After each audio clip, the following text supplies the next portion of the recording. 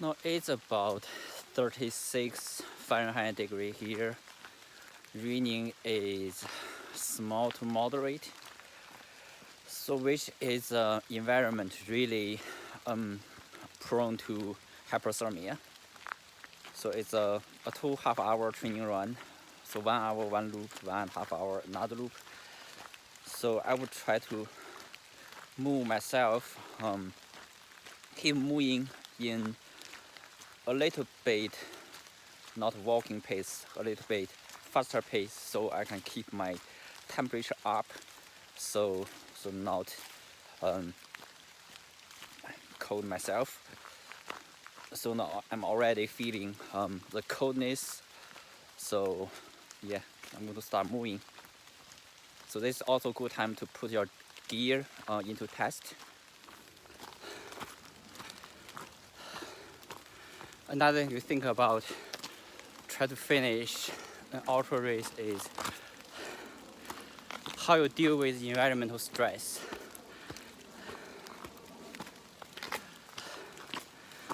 If you say, oh, it's raining outside, I'm not going to run, and it's cold outside, I'm not going to run outside, so you cannot mimic the environmental stress if you're only running on treadmill.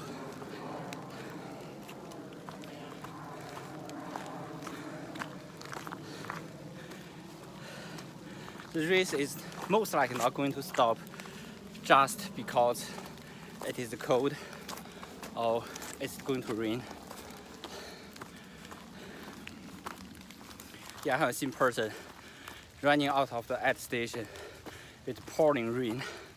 I'm the one who was sitting in the aid station trying to wait until the rain gets smaller. I don't know if that person is correct or not, but at that moment I feel that person is so brave.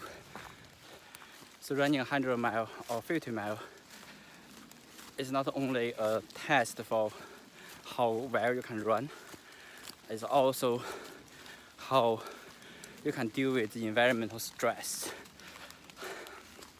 In an ultra race,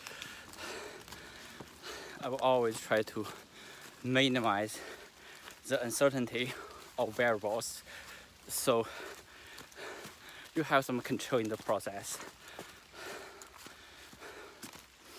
If I was just standing there not moving, I'll be feel frozen for now. So I think a couple of best ways to prevent hypothermia. I think first, you need to keep moving. Second is you need to keep feeding, keep eat calories, keep drinking. I think most important, just try to keep moving. So when you start to move, your body will generate heat. I have seen people cannot stop shaking at an aid station because of hypothermia. I almost been there as well. So definitely another thing you can do to prevent hypothermia is to put more clothes on. Yeah, but there's also is a fine line between too much clothes on. You cannot move forward at a speed you want to because sweating under your clothes. And also another fine line is how much clothes you need to get on so you can move efficiently without like sweating inside your inside your outer jacket. So that was something really I think you need to test before a race. Yeah, like today, now it's about 45 minutes in, so the rain is kind of small, but you see the jacket is not totally white, so I'm pretty happy about that. It's almost to the end of the first 1.5 hours. Unfortunately, the rain almost stopped, so but at least I know I can use this combination.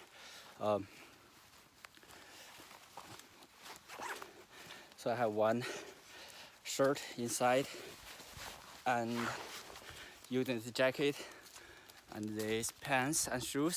Condition. So during a race day, probably the temperature could be a little bit cooler, a little lower, and the ring can be a little bit bigger, and also there will be could be more windy. So I will probably throw another thin layer jacket in my backpack, or maybe a wet.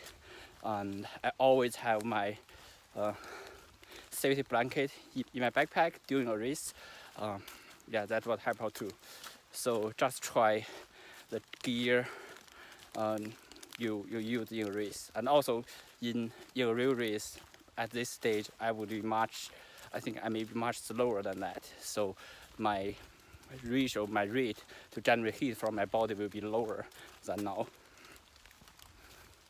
You would always try to train aero in your training, not in a race to test the new gear or new combination. As in the training environment, you have so much control on the variables. I'm not talking about the weather, talking about your pathway to safety. So your car may be just 3, 4, 5 miles or 4K away from you, so you know where you can go to safety if things went wrong.